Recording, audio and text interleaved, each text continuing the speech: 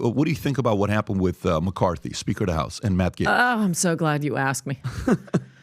Because I'm angry about this. I should say I really like Matt Gaetz. He's incredibly articulate. I agree with him on a lot of issues. He was utterly unfairly smeared, and I tweeted at him the day he was doing this, please don't do this, please don't do this, because there are other Republicans who aren't in like 90% Republican districts, Matt. They have to get reelected. Right now we have the narrowest of majorities in the House. We don't have the Senate at all, and we don't have the presidency at all. So I want, like Matt Gaetz and the rest of these rah-rah people to watch that little cartoon they used to have, how a bill becomes law. Okay, McCarthy could have been the most badass you want. It goes and it dies in the Senate. It doesn't even get brought up in the Senate. And if somehow you got the Senate to, have them have brain transplants, it goes to Biden and he vetoes it. So I tweeted at Gaetz saying, your number one objective is to increase majorities or get majorities in House, Senate, and win the presidency.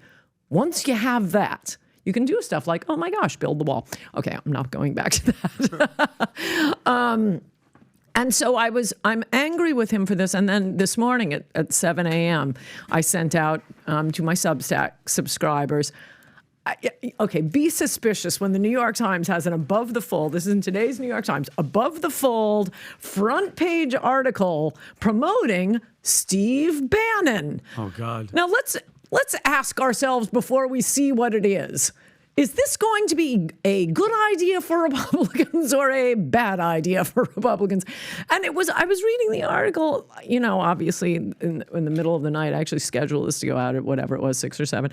And what he's telling Republicans is, and he's quoted in there, which I put in the Substack, act crazy. Come up with the most outrageous amendments you can come up with. I want total chaos. We're going to shut down the government, shut it down. I'm going to show people shutdowns are great. Okay, what's the biggest advantage the Republican Party has right now? We're not insane. We have Democrats pushing transgenders, poisoning and mutilating little children. They are aggressively discriminating against white Americans. They have opened up the border like we have never seen before. It is creeping into, even New Yorkers are fed up with this now. They're never going back to sanctuary city. The sanctuary cities are overturning it, and the Democrats will not stop. Last night I saw on, and I don't even think this was MSNBC, CNN, this woman was, I mostly watch MSNBC to the extent I watch because they're really insane. This woman was interviewing the first transgender legislator who was elected in some tiny little election in Tennessee. And I'm thinking, you people won't give up on this. Yep. You won't stop. Boys in girls sports. Ukraine, I don't think it's very popular right now, and I think it's going to be less popular next year when people can't pay their bills. So what's the Republicans' brand right now? Sane. And Bannon is saying, act insane. This will be great. Woohoo, war. No, please, please, please, Republicans, don't be insane. That's your pitch to Republicans versus what Bannon is saying? Yes. Bannon advises GOP to commit suicide. Okay, so McCarthy says he's not coming back. Okay, you said you like Gaetz. You like his but style I didn't of community. Like this. Yeah, you didn't like this. First time ever, right? This has happened. Is this what they're doing to the Speaker of the House, right? Yeah, pre-Civil War. And it was fairly quick. It's like, bam. It's like when it got it done.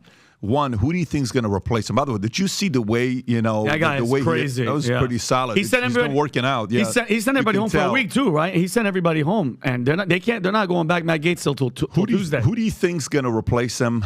You're hearing a bunch of people are talking about, this is an opportunity. Trump should come and be the Speaker of the House, and you don't have to be a member of the Congress to be this. Who do you think's actually going to end up being chosen and be the Speaker of the House? Well, oddly, this is actually kind of out of my wheelhouse. I don't pay attention at that level. How important do you think that position is? Not very right now, because we don't have, again, they have a very, very, very narrow majority. So you can't really do anything. In one house. Well, this is what they ought to be doing. I won't just criticize. And by the way, I'm advising this to them all the time on Twitter and talk radio and here. What Republicans ought to be doing in this situation, again, number one objective, win more seats, get majorities. That's all you want to do. Okay, so we have lots of positions that are 80-20 popular. The wall, anchor babies, dreamers. I say Ukraine funding, but I'll give you that's 50-50 still. Boys and girls sports. Lots of crime issues they could be doing. Anyway, they should be passing bills rather. The Republicans can do this that are 80-20 popular. Okay, I'll give you 60-40 popular. That is so easy. That is so easy. Okay, get the Democrats to vote against it. Send it to the Senate. Get the Democrats in the Senate to vote against it. And a lot of Democrats, every Democrat in the House is up for re-election next year, and 1/3 of the senators are. And a lot of them are going to be looking at their re-elections, and they may have to go to their Democrat and the leader, Schumer or whomever it is in the House, and say, I got to vote for this. I'm going to lose my election. So you could actually get some laws through because Democrats would be afraid. But worst case scenario, you have all these issues to run on. This guy voted for, boys and girls sports.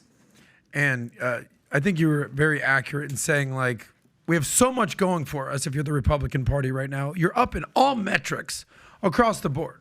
Who do you want to see run this country? If you're talking economy, you're talking immigration, if you're talking the wall that you've been solely pointing out, all these issues, inflation, gas prices, banning energy. gas stoves. You have that one. You have all these metrics that Republicans are polling way ahead of Democrats these days. Talk about the sane versus insane.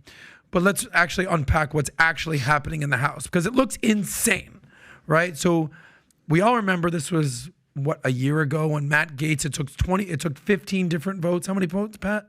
15 different times for Kevin McCarthy to become Speaker of the House. Little did we know that part of the agreement was the fact that McCarthy agreed that just one member of the House, right, would be required to call for a vote to vacate the office at any time. So part of the agreement that McCarthy made with Gaetz was, all right, if you vote for me, I'm willing to agree that if only one member of the House comes back. So this all just came back to bite him in the ass. What's my point? The 80% thing, Reagan, we were just in Reagan Library in Simi Valley. I actually saw that quote. I'm like, oh, that's how negotiations work. You're not going to get 100% of what you want. 80% is a perfectly amazing number. Where does the Republican Party go from here?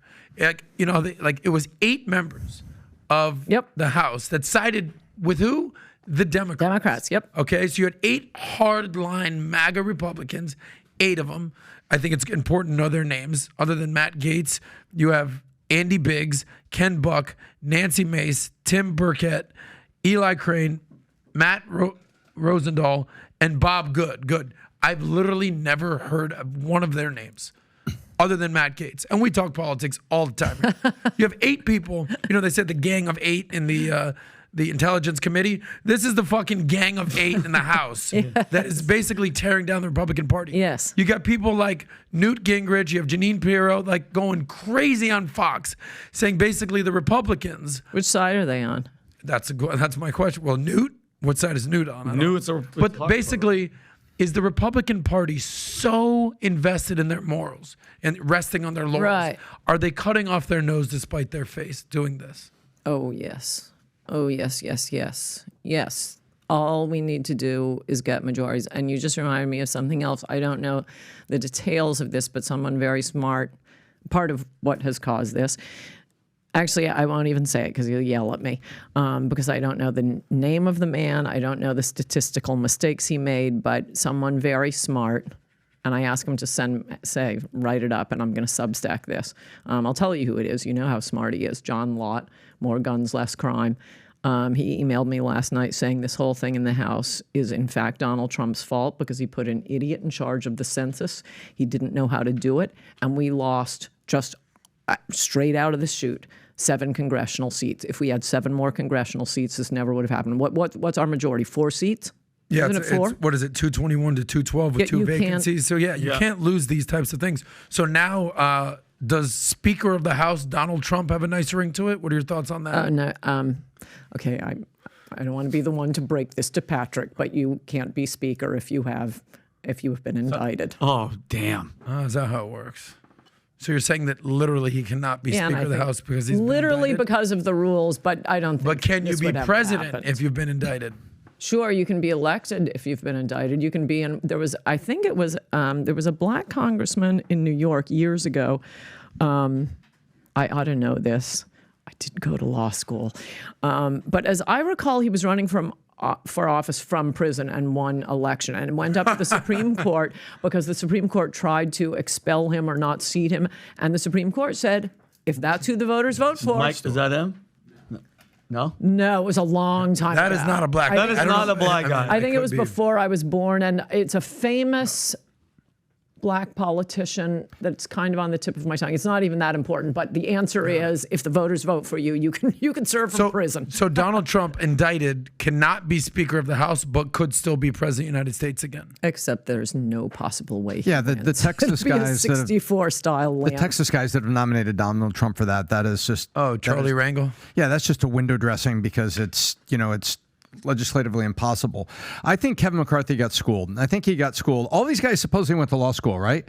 And you would think Kevin McCarthy would know the difference between a performance clause and a unilateral action clause. He gave Matt Gaetz a unilateral action clause. And what a unilateral action clause is basically like saying, your dad makes this thing. If you get straight A's, we're going on vacation. If you always clean your room, you're going to get this allowance. And then he puts a unilateral action clause at the bottom that says, unless I'm really in a bad mood one day and I'll do none of it. And that's basically what Matt Gaetz put in. He had all these things in there that just said, if we're ever in a bad mood one day, we can call a vote and toss you out because we know we'll have the Dems plus 8 is 216 to 210. Yeah, that's all we need. We can even have Eli Crane, Arizona, good guy, by the way, go the other way, and they thought he was. And maybe it's only 5 votes, but we only need 1, and we're going to get you. And I feel like McCarthy was so desperate in the middle of what had become a media circus of electing the speaker that he basically did a bad contract. And there's entrepreneurs out there all the time that Pat and I know this because we're operators. We don't live in the political sphere. We live in where we're building jobs and following visions and stuff. And when you have a contract, if you get too excited at the end, you make mistakes. You give in at the end because you give in to the emotion into the deal. I don't think he would have been speaker otherwise. That's the point. So he was once so again, married to be speaker that no wasn't good enough, and instead he we'd puts still himself. be voting on that. I mean, I kind of genuinely vote hate number to say 84. this because, Welcome, America. Right. Matt Gaetz does a lot of great things, but that was Matt Gaetz's fault too. It was Matt Gaetz who said, "I will only vote present if you put this in," and if it hadn't been McCarthy. I mean, I kind of liked that they took a while voting for the speaker. I liked it the first few days, but I would not want to have them still voting on this. This is why Republicans need large majorities, a 4-vote majority, and it's going to be hell. And who are the winners and losers here? We like to do that here. This is who won. This is who lost. Here's who I got. I'd love you to build on this list. The winners are obviously the Democratic Party here. It just proves that Democrats are real about governing, whether their policies are ridiculous or not. This is what they want to do. They want to win. Whereas Republicans are like, their whole mantra is less government, less governing. So it's sort of the antithesis of this. So winning are Biden, Pelosi. This is a good look for Pelosi. This never happened under my watch, never. And I got one other person, Matt Gaetz and the Gang of 8 Freedom Caucus. Who else are the winners and losers in your book in this situation? Well, I think it's not always because Republicans are so principled. I mean, it may be I'm utterly speculating here, but because the media is so left-wing and will promote the smart Democrats and the dumb Republicans, Republicans, I sort of feel like they're kind of desperate for press. And unless they get on Fox News, they're SOL. I mean, that's one of the things Bannon said when he's telling them, be crazy, just add amendments, make sure they're outrageous, make them crazy, forget Fox News, you're going to come on my podcast. And okay, I mean, it's often a cheap shot. I don't think it's a cheap shot. I understand their point in needing to get press and needing to get money to run. I understand that. But I think that's part of the reason there is a lure to be crazy. So if you like this clip and you want to watch another one, click right here. And if you want to watch the entire podcast, Click right here.